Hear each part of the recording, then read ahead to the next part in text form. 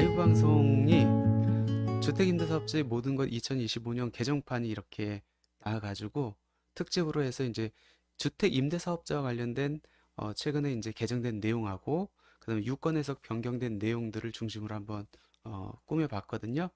내용이 조금 어려울 수 있습니다. 주택임대사업자로 등록한 분들 그리고 자동 말소된 분들은 굉장히 유용할 거고 그렇지 않은 분들은 조금 내용이 어려울 수 있는데 그래도 한번 들어보시면은 언젠가 이렇게 도움되지 않을까 생각됩니다.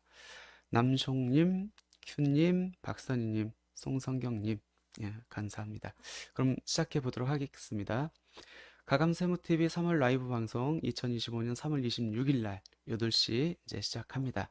오늘은 이제 1부, 2부, 3부로 이렇게 나눠 가지고 진행할 건데 1부는 주택임대사업자 핵심 포인트 해가지고 최근에 이제 주택임대사업자와 관련된 세제 혜택에 개정된 내용하고 그 다음에 유권 해석들이 변경된 내용들이 꽤 있어요. 그걸 중심으로 한번 설명을 드리고 2부는 한 2주 전인가요? 상속세 개편안이 이렇게 발표가 됐죠.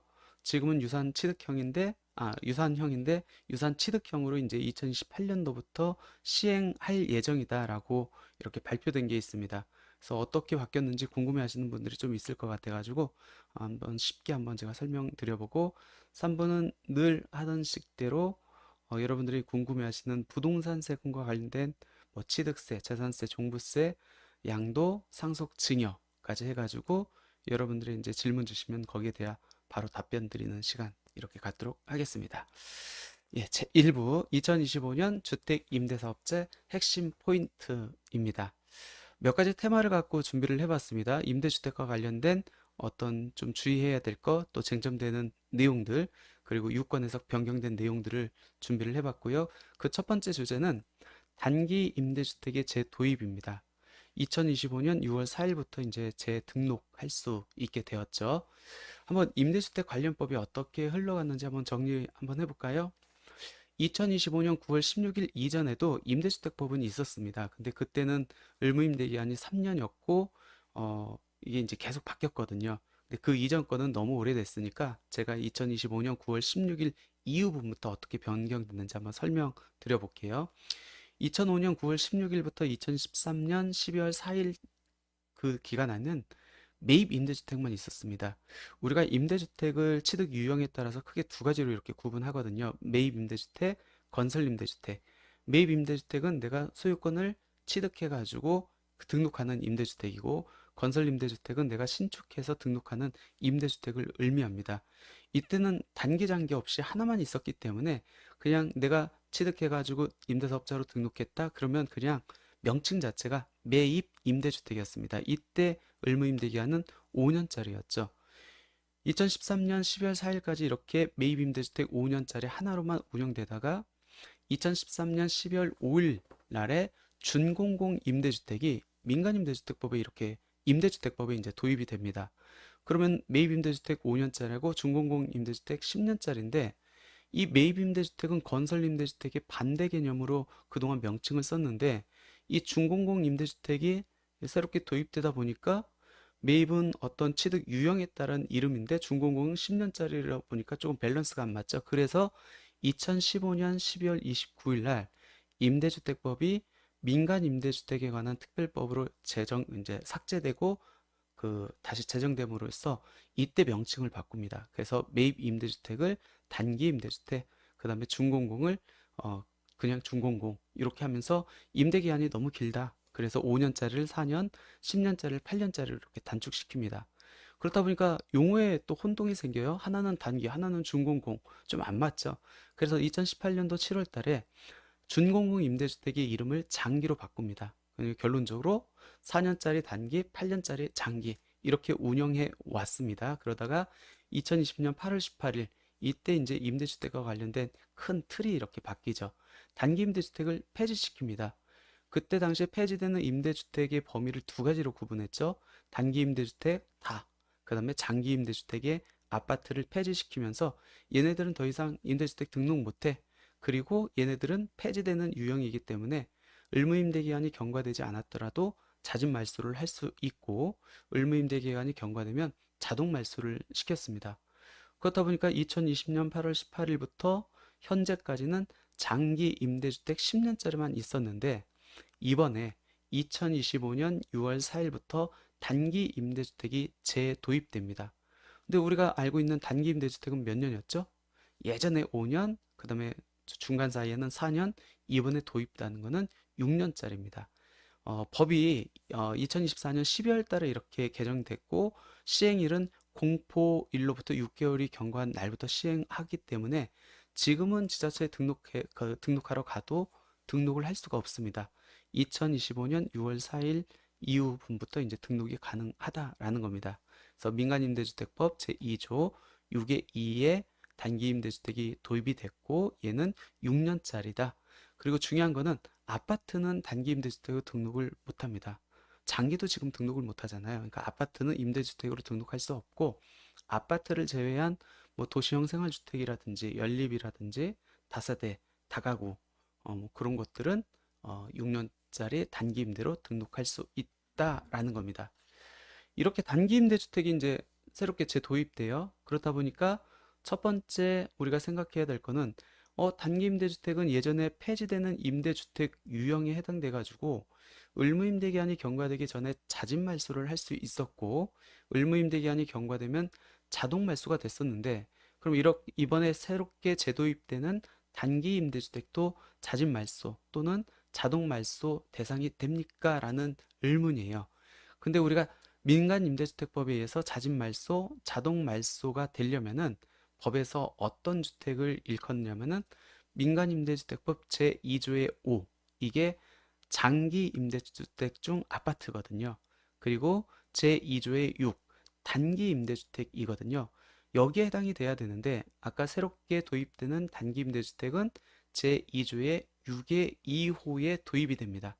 결론적으로 이번에 단기 임대주택 6년짜리는 의무임대 기한이 경과되기 전에 자진 말소도 할 수도 없고 6년이 경과된 이후에 자동 말소도 되지 않는다라고 이렇게 보시면 될 것 같습니다.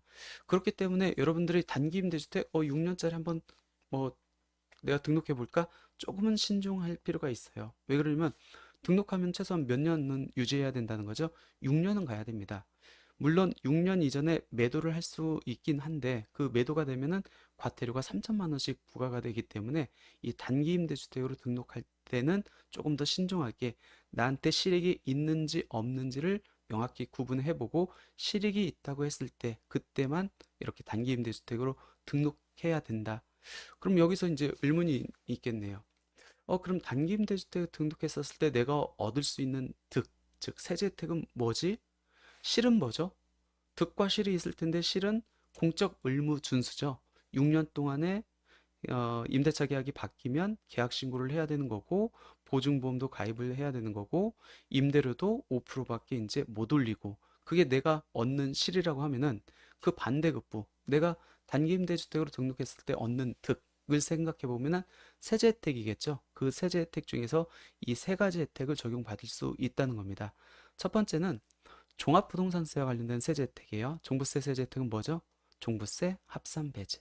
그리고 양도소득세에서는 두 가지 세제 혜택을 주거든요. 첫 번째가 거주주택 비과세 특례라는 거고 두 번째가 양도세 중과 배제라는 혜택입니다. 근데 이 세 가지 혜택을 주는데 한번 득실을 한번 따져볼까요? 종부세 합산 배제 2023년도부터 종합부동산세가 굉장히 완화가 됐습니다. 세율 자체가 중과세율을 적용되는 분들이 거의 없기 때문에 예전에 냈던 세금의 반 이상, 많게는 거의 8, 90%까지 줄었거든요. 근데 지금 굉장히 종부세가 완화된 상황에서 조금 더 줄이려고 6년 동안 묵힌다? 제가 봤을 때는 그렇게 큰 실익은 없을 것 같아요. 양도세 중과 배제, 현재 대부분의 지역이 비조정 대상 지역이거든요. 그 얘기는 뭐죠? 내가 주택이 여러 채 있다 할지라도 비조정이 있는 주택을 팔 때는 중과가 적용될 여지가 없기 때문에 실익이 없다는 거예요. 그러면 양도세 중과 배제가 실익이 있으려면은 양돌연재 조정 대상 지역이어야 되는데 지금처럼 비조정이 그대로 유지가 된다고 하면은 뭐 내가 임대주택으로 등록하나 안 하나 어차피 일반 세율이 적용되기 때문에 중과가 큰 실익이 없죠. 그럼 얘도 탈락. 그럼 유일하게 한번 생각해 볼 득은 뭐냐? 거주주택 비과세 특례입니다. 내가 임대주택으로 등록했어요. 하나의 거주택을 팝니다. 그러면 원래 이 주택이 비과세를 적용받으려면 한 채였다가 팔아야 되죠.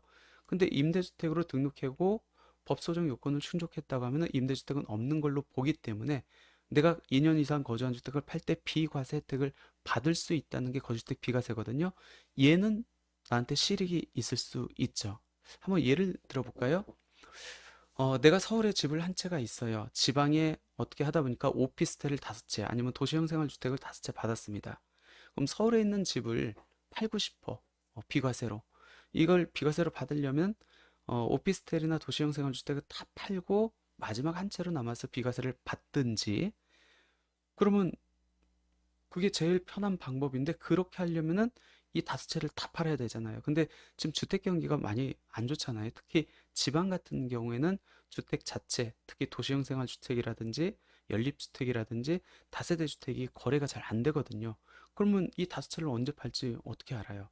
그때 이제 써먹을 수 있는 게 단기 임대주택으로 등록하면은, 얘는 임대주택으로 등록한 주택 외에 2년 이상 거주한 주택 한 채만 갖고 있기 때문에 비과세 특례를 적용받을 수 있다라는 겁니다.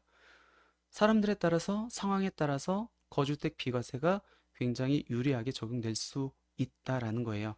물론 지금 장기 임대주택으로 등록해도 동일한 세제 혜택을 받는데, 장기는 지금 10년 동안 묶이잖아요. 근데 단기는 6년이기 때문에 2년씩 임대를 준다라고 하면은 세 바퀴만 돌리면은 그래도 나는 이제 모든 게 다 끝난다라는 얘기거든요.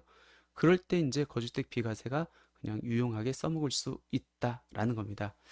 이번에 단기 임대주택, 새롭게 도입되는 단기 임대주택으로 인한 이 종부세 합산 배제, 양도세 거주택 비과세 특례, 양도소득세 중과 배제, 이 세제 혜택을 적용받기 위한 요건 한번 볼게요. 우리가 임대주택을 취득 유형에 따라서 매입하고 건설로 이렇게 나눈다겠습니다. 매입, 내가 소유권을 취득해가지고 임대주택으로 등록하는 주택이 매입 임대주택이라겠어요. 얘는 임대할 때 한 채만 있어도 되고, 가입 요건이 우리가 그동안 알고 있던 가입 요건하고는 조금 다릅니다. 우리가 알고 있는 가입 요건은 뭐죠? 수도권은 6억 원, 비수도권은 3억 원인데, 이번에 단기 임대주택으로 재도입됐었을 때 세제 혜택을 적용받기 위한 이 가입 요건은 수도권 4억 원, 비수도권 2억 원입니다. 그러니까 종전에 우리가 알고 있던 가액보다는 조금 낮게 설정돼 있다. 6년 이상 임대를 해야 되고 5% 증액 제한, 세제 혜택을 적용받기 위해서는 양쪽 다, 즉 지방자치단체 및 세무서에도 등록을 해야 된다. 한 가지 중요한 건 뭐냐면, 현재 매입임대주택으로 등록해가지고 이런 세제 혜택을 적용받기 위해서는 반드시 조정 대상 지역에 취득한 주택이 아니어야 됩니다. 언제? 2018년 9월 14일 이후에 취득한 주택으로서 조정 대상 지역에 취득한 주택은 안 된다. 근데 지금 현재 거의 대부분이 비조정 대상 지역이기 때문에 현재 비조정 대상 지역에 있는 주택을 취득해가지고 단기 임대주택으로 등록한 경우에는 이 종부세 합산 배제, 양도세 중과 배제, 거주주택 비과세 등들을 적용받을 수 있다라는 겁니다. 그럼 내가 소유권을 취득해가지고 등록하는 게 아니고, 내가 다세대를 졌어요. 도시형 생활주택을 졌습니다. 그거를 이제 등록했었을 때, 그때는 건설 임대주택이 되겠죠? 그때는 요건이 매입 임대주택과는 약간 다릅니다. 2호 이상 임대를 해야 된대요. 전용 면적이 149제곱미터 이하여야 됩니다. 가입 요건은 6억 원이요. 그럼 어떻게 생각해 보면 건설 임대주택이 매입 임대주택보다 더 요건이 까다로운 거 아닙니까? 라고 생각할 수 있는데, 그렇진 않죠. 우리가 거의 이제 건설하는 주택들을 보면은 다가구, 다세대, 그다음에 도시형 생활주택이기 때문에 통으로 봤었을 때는 2호 이상 다 요건을 다 갖춥니다. 그리고 각 세대 아니면 다가구 같은 경우는 각 가구의 면적을 갖고 면적 요건을 판단하거든요. 그렇기 때문에 전용 면적 149제곱미터 이하의 면적 요건은 다 충족한다. 건설 임대주택으로 등록한 주택들은 거의 대부분 이 요건을 충족할 수 있다라고 이렇게 보시면 될 것 같습니다. 그래서 결론적으로 단기 임대주택이 2025년 6월 4일부터 등록할 수 있게 되었다. 의무임대 기간은 6년이다. 등록했을 때 우리가 받을 수 있는 세제 혜택 세 가지: 종부세 합산 배제, 거주주택 비과세 특례, 양도세 중과 배제. 이 중에서 우리가 그래도 조금 신경 써야 될 거는 거주주택 비과세 특례. 요거는 유용하게 써먹을 수 있다라는 거 기억해 두셨다가, 혹시 단기 임대주택으로 등록하실 분 있으면 득과 실을 따져가지고 내가 실익이 있겠네 라고 생각하는 분들은 하시면 좋을 것 같습니다.